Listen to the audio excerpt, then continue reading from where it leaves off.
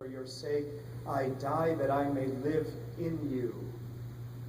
Receive me, who with love was slain for you, as a sacrifice pure and unblemished. When we speak of love, and we speak of the commandment that God gives us in the New Testament, to love the Lord your God with all your heart, mind, and soul, and to love your neighbor as yourself. This is the love that the church has proclaimed. This is the love that Jesus was talking about. It is a love of being stricken. It is a love that moves us from the very depths of our being, to be stirred from the depths of our being to seek and search for the Lord.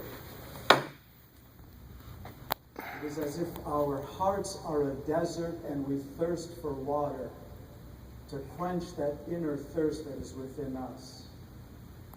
It is the lover who is seeking his beloved, who is searching and sacrificing oneself, doing everything possible to reach out and embrace the one that is loved.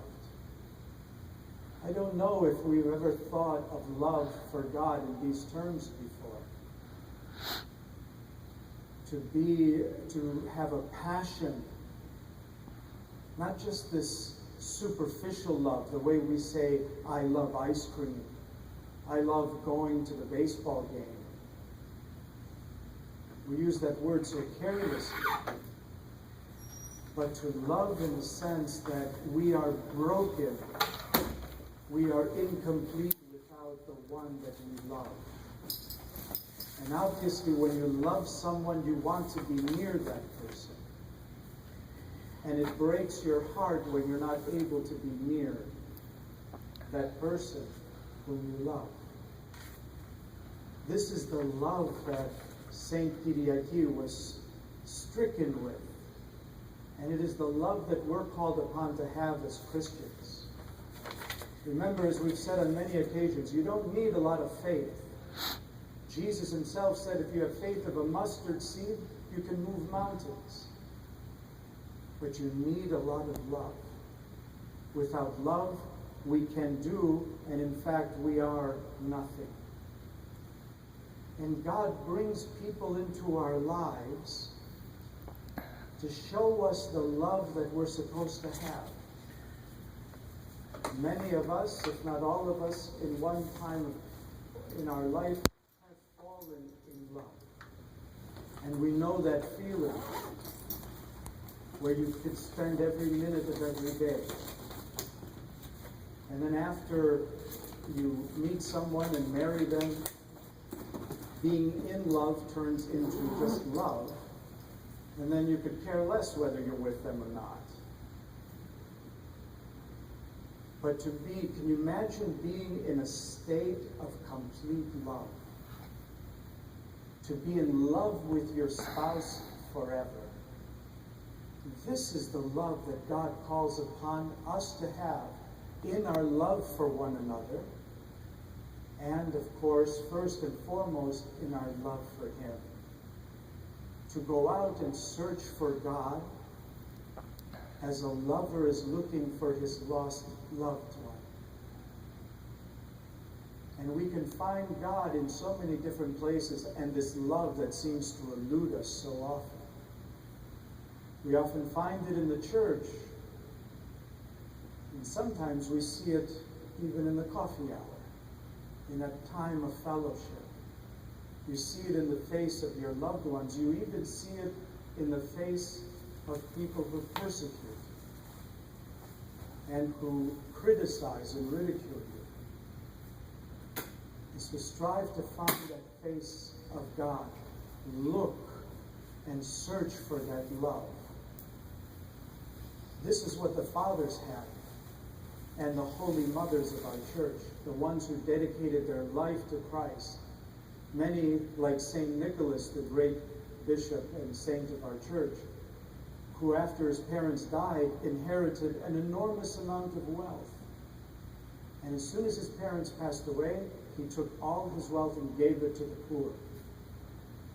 And then he went to become a monk. He went to search for God. He went to increase his love for God. The one thing that we learn is that our love for God grows, our love for one another grows with it. And not only the love that we have for other people, but we also appreciate the love that people have for us. We appreciate that more. The essence of Christianity is love. And it is one further step to be in love with God. Think in those terms when you come to church. Think in those terms when it's hard to forgive people that have harmed you or hurt you. Remembering always that forgiveness is nothing less than love that is in action, love that is tangible. Because when you forgive, immediately you have a sense of peace. You are liberated of that anxious or that uncomfortable situation. To be able to forgive one another is a sign of love. When you sacrifice yourself, all of you this morning, you sacrificed your Sunday to be in the church. And you made this sacrifice out of your love for God. Perhaps out of your faith for God. But I would like to think, and I would call upon you to be driven more by love. Let your love guide you in your service to Christ, in your relationships with one another. Saint Kyriaki became a great martyr, not because of the great sacrifice, not because she was a great person. She became a great martyr because she was great in love.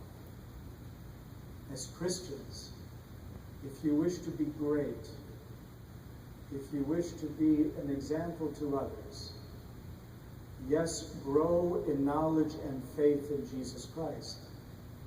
But first and foremost, love. And be in love with God. And be stricken when you can't be near him. When you feel far away, run to the Lord in prayer.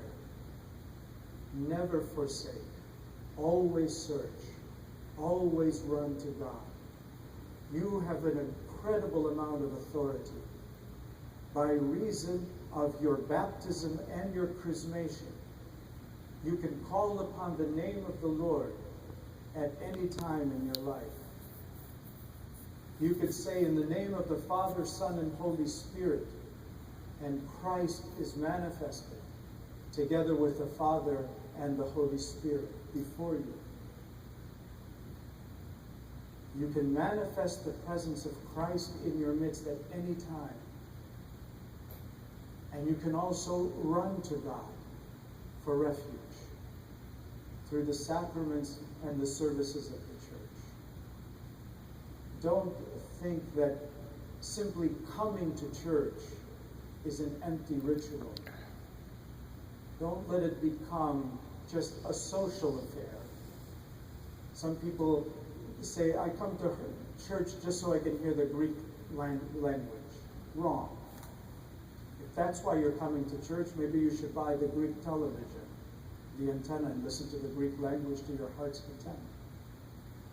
We come to church because we love.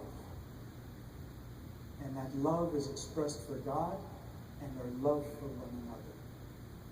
If you wish to be true Christians, follow the example and utter the words of Saint Kyriaki that we have in this week's weekly bulletin.